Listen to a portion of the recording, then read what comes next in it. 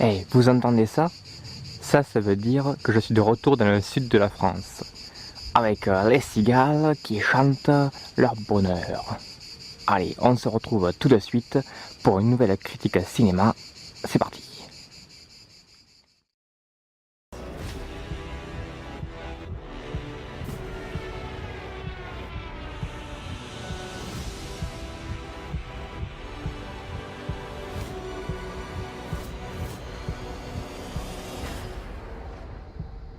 You can practically see it from here. What? Home.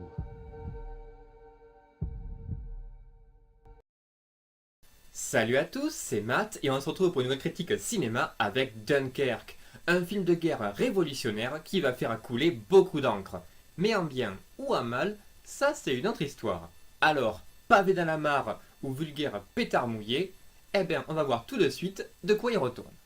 Dunkerque est tiré de l'histoire vraie de l'opération Dynamo qui s'est déroulée en 1940 pendant la Seconde Guerre mondiale. Les Alliés sont en déroute et se retrouvent encerclés par les Allemands à Dunkerque dans le nord de la France.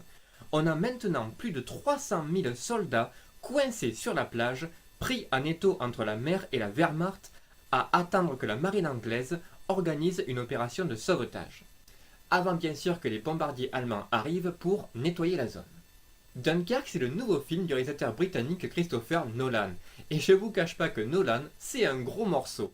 On lui donne notamment la trilogie Batman, Inception, Interstellar, bref, un habitué du gros blockbuster qui tâche, mais qui reste néanmoins l'un des rares cinéastes à ne jamais sacrifier créativité et intelligence sur l'autel du spectaculaire.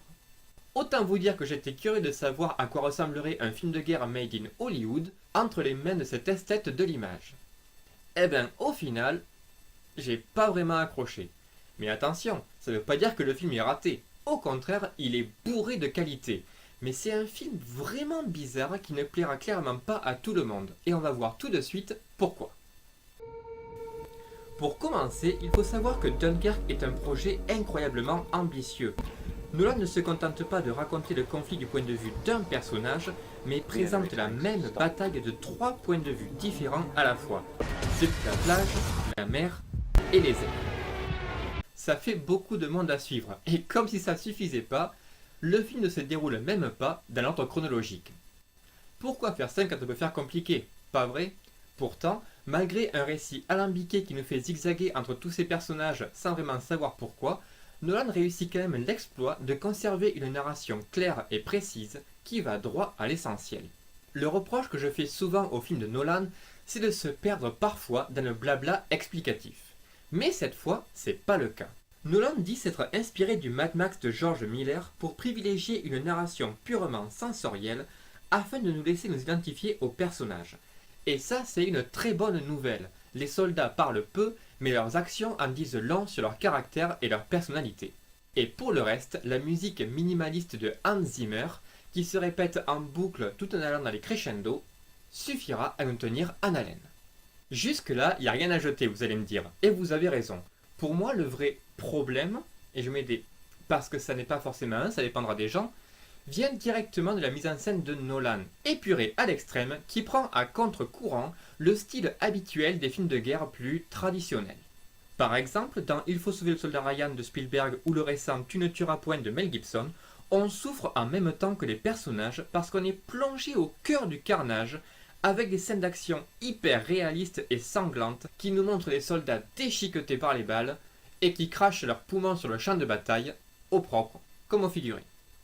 Dans Dunkerque, par contre, Nolan se pose en simple observateur et filme le conflit avec une sobriété inhabituelle. La caméra est souvent fixe, les coupes au montage sont cassantes et chaque plan est calibré au millimètre près avec une composition qui privilégie l'esthétique à l'émotion. Nolan préfère focaliser son attention sur l'image du groupe plutôt que sur l'individu, et c'est là que le film risque de diviser les foules. La plupart des soldats n'ont pas de nom et meurent dans l'indifférence générale sans la moindre goutte de sang à l'écran.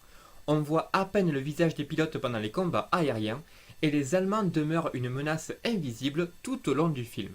Ajoutez à ça des couleurs froides et déprimantes et des paysages désertiques à perte de vue et vous comprendrez qu'à travers sa mise en scène, Nolan cherche avant tout à nous placer dans la peau de ces soldats psychologiquement vidés après toutes les atrocités qu'ils ont déjà dû subir. Ce qui n'empêche pas que, individuellement, on se fout un peu de ce qui peut bien leur arriver. C'est dommage parce qu'en plus les acteurs sont plutôt bons. Mention spéciale à Mark Rylance et Cillian Murphy, et aussi aux sourcils expressifs de Tom Hardy, qui se retrouve encore une fois à jouer derrière un masque. Et à ce stade, moi j'appelle ça du fétichisme. Paradoxalement, pour un film de guerre où la vie de centaines de milliers de personnes est en jeu, il manque avant tout à Dunkerque un côté plus humain. D'un point de vue purement esthétique, Dunkerque est une superbe réussite. C'est très froid et très beau en même temps. C'est bien simple, on dirait du Kubrick. Mais ce perfectionnisme à tout prix finit au bout d'un moment par nous faire sortir de l'histoire au point de ne plus être impliqué émotionnellement. Et pour la musique, c'est pareil. Au départ, la bande son angoissante nous fait savoir que quelque chose de terrible va arriver. Mais à force d'entendre le tic-tac répétitif de Hans Zimmer jusqu'à plus soif, ce qu'on a envie de voir débarquer, c'est surtout le générique de fin. Surtout que les 3/4 du film, on fait juste comme les soldats sur la plage, on attend. Et c'est là qu'on se rend compte que multiplier les espaces-temps et les flashbacks pour présenter la même scène d'action de plusieurs points de vue différents, c'est surtout une méthode comme une autre pour faire durer artificiellement le suspense dans un film qui n'avait au final pas grand-chose à raconter. Dunkerque est à la fois le film le plus personnel et impersonnel de Nolan. D'un côté, il met en scène des milliers de soldats pris au piège dans un enfer sans nom, et de l'autre, il ne leur accorde pas la moindre compassion et les filme de la manière la plus monotone possible. C'est un film de guerre assez unique, autant sur le fond que dans la forme, qui ne fera pas l'unanimité. Soit vous resterez accroché à votre fauteuil grâce à une tension palpable, soit vous allez vite décrocher et vous subirez les coups de coude vengeurs de vos voisins de siège qui en ont assez de vous entendre ronfler pendant la séance. Bref, Dunkerque c'est un peu comme une œuvre d'art contemporain, on pourra soit crier au génie, soit au scandale. À vous de voir. Sinon, pour vous conseiller quelques films au passage, je vous propose Das Boot de Wolfgang Petersen et Des mineurs de Catherine Bigelow. Si vous aimez les films de guerre qui vous collent dans votre fauteuil, mais où on ressent une véritable empathie pour les personnages. Et jetez aussi un œil au Pont des espions de Spielberg, pour découvrir le génial Mark Rylance dans le rôle qui a lancé sa carrière. Voilà, c'est tout pour cette fois. Avant de se quitter, je vous propose de jeter un petit coup d'œil rapide à ma bibliothèque de cinéphiles et la plupart des DVD qui me restent actuellement, que j'aimerais d'ailleurs bien vous présenter un jour, peut-être pour une vidéo spéciale, genre quand j'aurai mes 100 abonnés, wink wink. Si vous voulez laisser un petit commentaire, ça me fera toujours plaisir. Donnez-moi votre avis sur le film, tout ça. Abonnez-vous à la chaîne pour me soutenir. Et puis, moi je vous dis à la prochaine. Ciao tout le monde!